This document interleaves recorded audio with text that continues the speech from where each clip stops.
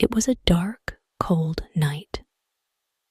Deeba, a little girl, sat in her house beside her mother. The evening meal was finished. The family sat together and looked into the fire. Someone knocked at the door. "Oh, don't open it," cried Deeba. "I'm frightened."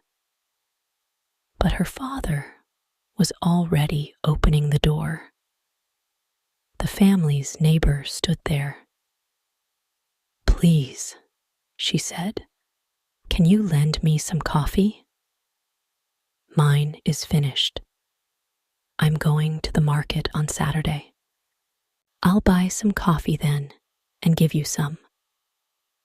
"Yes, of course," Deeba's mother said, and she took some of her coffee and gave it to the neighbor. The neighbor went away. Deeba's father shut the door and looked at his daughter. "What's wrong with you?" he said. "Why are you scared?" "I'm frightened of our neighbor," the little girl said. "She's old and ugly, and she lives alone." Her father was surprised. "But our neighbor is a good woman," he said. "Her life is very sad. Her husband died many years ago. Her little daughter died, and her other children went away. Don't be frightened of her. She will not hurt you." The little girl didn't answer her father. She sat still and looked into the fire. At last, she said, "I heard a story today. Our aunt told it to me." "What story?" said her father. "It's about a man with the evil eye," Deeba said. "Tell it to us now," said her mother. So Deeba sat close beside her mother and began to tell her story. "Once upon a time," she said, "there were 2 little girls." "Like you," smiled her father. "Yes," said Deeba. "They were neighbors, and they lived near each other. They were very good friends. The younger child lived with her mother and father. The older girl's mother was dead. She lived alone with her father. The younger girl's mother was a very beautiful woman with a lovely face and a sweet voice. Only one thing spoiled her beauty. A little chip was broken from her front tooth. But one day, the little girl's mother became sick. She grew thinner and thinner and weaker and weaker. And at last, she died. The little girl was very sad when her dear mother died. She cried and cried. Her friend heard the noise and came to see her. "Why are you crying?" she asked. "What's happened?" "My mother is dead," the little girl said. "I'm so unhappy. Oh, mother, mother, I can't live without you." The big girl sat down beside her, and they cried for a long time together. Nearly a year went by, but the little girl never forgot her mother. She thought about her every day. One day, the 2 girls' fathers decided to go to the market together. The market was a long way away, and they left early in the morning. Now the little girl was alone. "I'll go and see my friend," she thought. She ran to her friend's house and called out, "Are you there, dear friend?" "It's me." There was no answer. She called out again, "Open the door. Don't be afraid. It's me, your friend." The door began to open slowly. The older girl was there. She stood still and looked down at the ground. She didn't smile at her little friend. "What's the matter? Are you sick?" the little girl asked her. The big girl shook her head. "Are you unhappy?" The big girl nodded. "I'm your friend," the little girl said. "Tell me about it. Perhaps I can help you." The big girl came out of the house and shut the door behind her. The two children sat down together outside. The big girl didn't want to speak, but her little friend said, again and again, "Tell me, why are you sad? Perhaps I can help you. Tell me."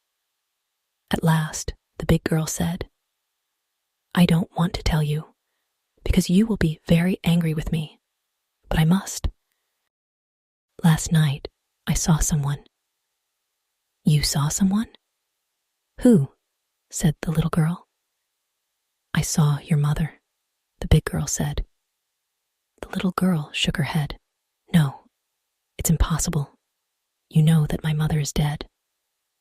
"Yes, she is dead, but I saw her in our house." The little girl's heart filled with happiness. She jumped up. "Is she there now?" she cried. "Can I see her?" "Oh, mother, mother, where are you?" And she began to run towards the house. The big girl ran after her. "Wait," she said. "Stop." The little girl pushed past her angrily. "I don't want to wait," she said. "I want to see my mother." She opened the door and ran inside. But the house was empty. No one was there. The little girl ran outside. "My mother isn't there," she said. "You were tricking me. You're cruel. You want me to be unhappy." "No, I want to make you happy," the big girl said. "I'll show you your mother. Wait." She put up her hand and pulled a stick down from the roof. Then she went into the second room of the house. The little girl followed her. There were many pots in the second room. Some were big, some were small. In the corner, one pot stood alone. It was a beautiful pot, but a little chip was broken from the top. The big girl picked up the pot and carried it into the other room. Then she touched it with her stick. At once, the pot changed into a human body. It was the body of the little girl's mother. "Mother, oh mother," cried the little girl. She kissed her mother's body again and again. "Wake up, mother. Look at me. Say something to me. Oh, mother, are you alive? Or are you dead? Come back to me, please." But her mother did not speak. She did not move. Suddenly, the big girl heard a noise outside the house. "Quick," she said. "My father is coming. You must go." "Go? What do you mean?" the little girl said.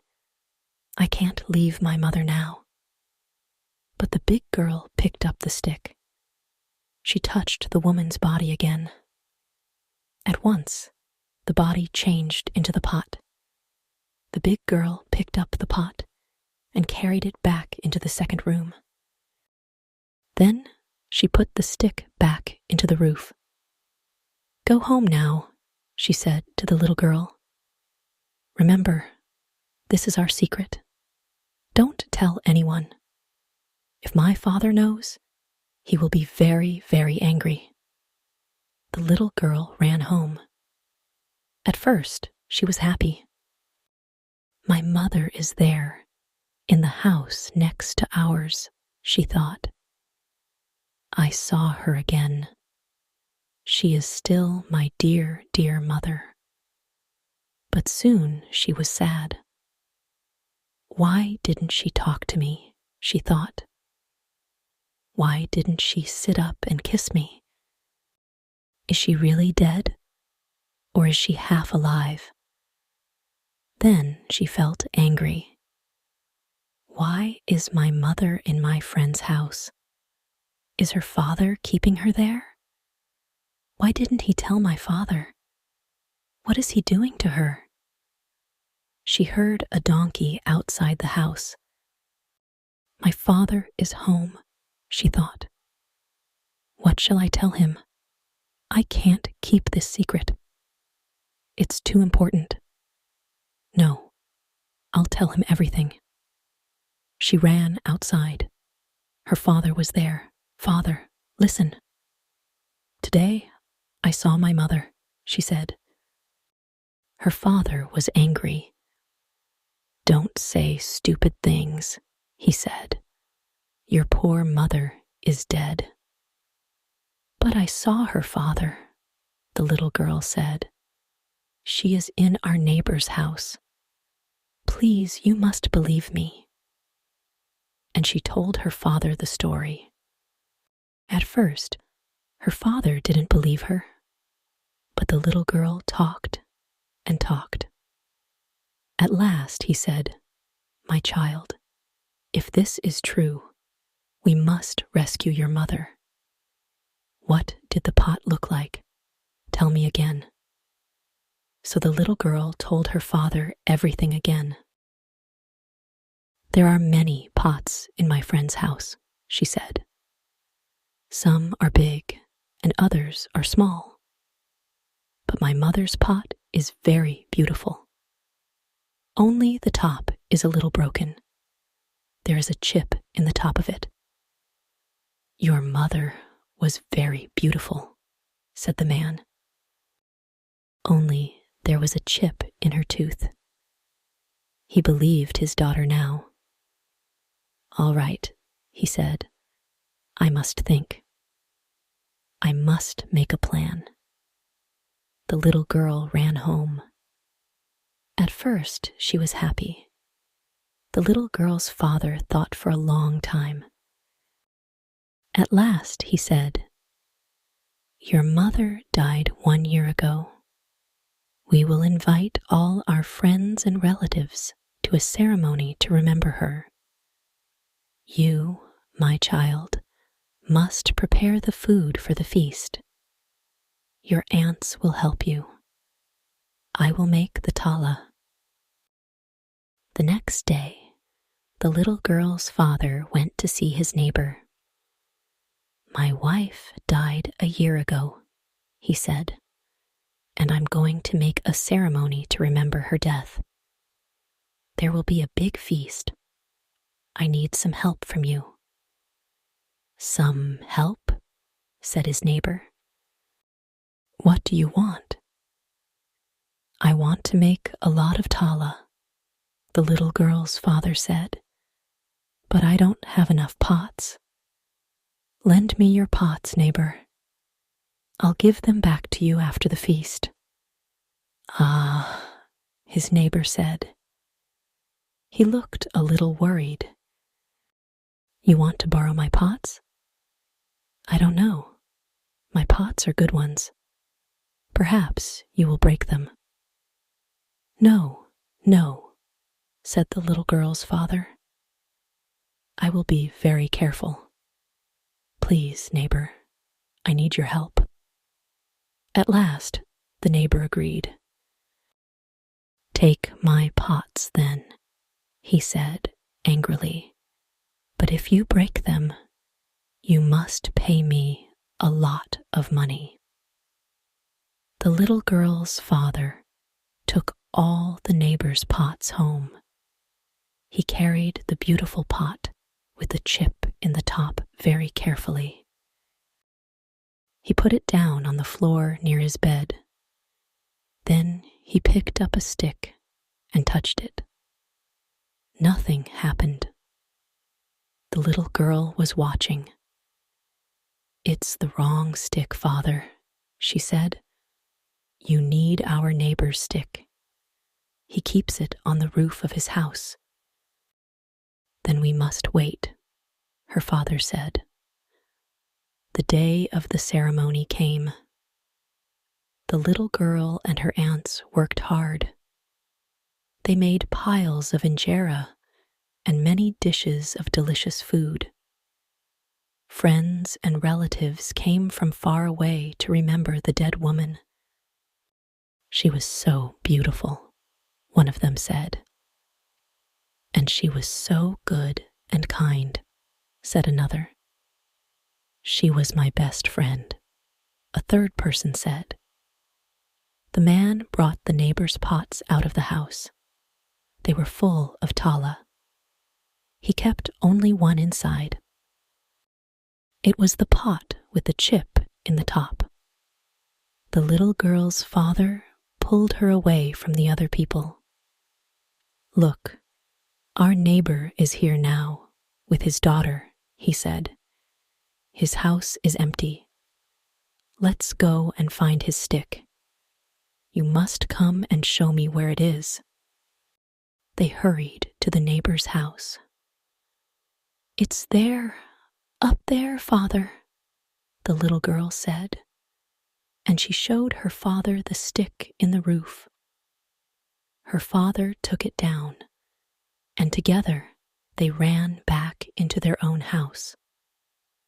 The guests were outside. They were happy.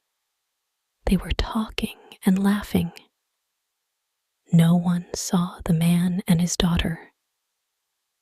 Now, father, said the little girl, touch the pot with the stick, and you will see my mother. The man touched the pot with the stick. At once, the little girl's mother was there. She lay on the ground. Her eyes were shut. She didn't speak or move. Wife, dear wife, is it really you? Outside the house, someone was calling. Where is our host and his little girl? Why are they here with us? Come, father, we must go to our guests again, said the little girl. She picked up the stick and touched her mother's body, and at once it became a pot again. The man looked at his daughter. He was very angry. My neighbor killed my wife, he said. He keeps her in his house, and she is his servant. He has the evil eye. What are you going to do, father? Asked the little girl. She was afraid. You will see, her father answered. Go outside and serve food to our guests. So the little girl went outside. She served more food and tala to the guests. But her father went quietly to all the men of his family. Bring your weapons, he told them. There is an enemy at my feast. He is a man with the evil eye. His relatives went home quietly, one by one. They came back with their weapons. Now, child, the little girl's father told her, go into the house and bring out the pot and the stick. So the little girl brought out the pot and the stick. She carried them very carefully and put them down beside her father. He picked the stick up and touched the pot. At once, the body of his wife was lying on the ground. Everyone was very surprised. It's your wife, our sister, they all said. But she died a year ago. How can she be here? The neighbor was frightened now. He was moving quietly away. Quick, catch him, the little girl's father said. Don't let him go. He is the man with the evil eye. His relatives brought the neighbor back. They stood all around him and showed him their weapons. The neighbor was frightened. This is my wife's body," the little girl's father said. "But she is dead. You were keeping her body. You were using her. She was your servant. But where is her soul?" I don't know," the neighbor said. I don't give my wife her soul," the little girl's father shouted, "or we will kill you." "Yes, give her back her soul," shouted all the man's relatives. The man with the evil eye looked around. Everyone was shouting at him. Everyone was shaking their weapons. Even his daughter was angry with him now. She was shouting with the others. "Don't kill me," he said. "I'll give her soul back. I'll bring her to life, but you must promise to let me go." Everyone looked at the little girl's father. "I promise," he said.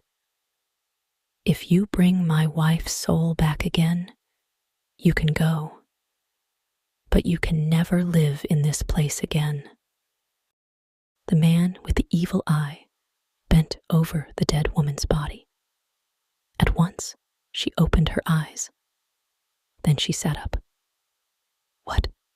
Where am I?" she said. "Mother!" shouted the little girl, and she ran into the woman's arms. "My own dear wife," her husband said. No one was looking at the neighbor and his daughter. Very quietly, they were walking away. And after that day, no one ever saw them again. But the little girl and her father and mother lived happily together for many more years. "And that," said Deeba, "is the end of the story." Deeba's father looked at her. "Did the story frighten you?" he asked her. "Oh, yes, father," Deeba said. "It's a true story. My aunt told me it was true." Suddenly, someone knocked at the door again. Deeba screamed. "It's our neighbor!" She cried. "Don't let her come in. She has the evil eye." "Stop it, Deeba," her father said. "Be quiet. Go and open the door." "Oh, father, please no," began Deeba. Her father was angry. "Open the door, Deeba." "Now," he said. Slowly, Deeba went to the door and opened it. The old neighbor stood there. Deeba was very frightened. The old woman's face was ugly. "I brought your coffee back," she said. "I didn't need it." "She is looking at me," Deeba thought. "She is putting her evil eye on me." Then the old woman smiled. "Ah, Deeba," she said, "you are a good girl. My little daughter was like you." Tears filled the old woman's eyes and fell down her cheeks. Deeba's father was standing beside Deeba now. "What happened to your daughter?" he asked the neighbor. "God took her," the old woman said. "She died many years ago. She is with him now, in heaven. She was like your little girl, good, happy, and sweet. God bless you, little Deeba." Then she turned and went away. Deeba and her father went back to sit by the fire. "Well, Deeba," her father said, "are you frightened of our neighbor now?" "No," Deeba said. "She is sad and old and lonely. I was sorry for her. But I thought, at first—" "You thought she had the evil eye," her father said.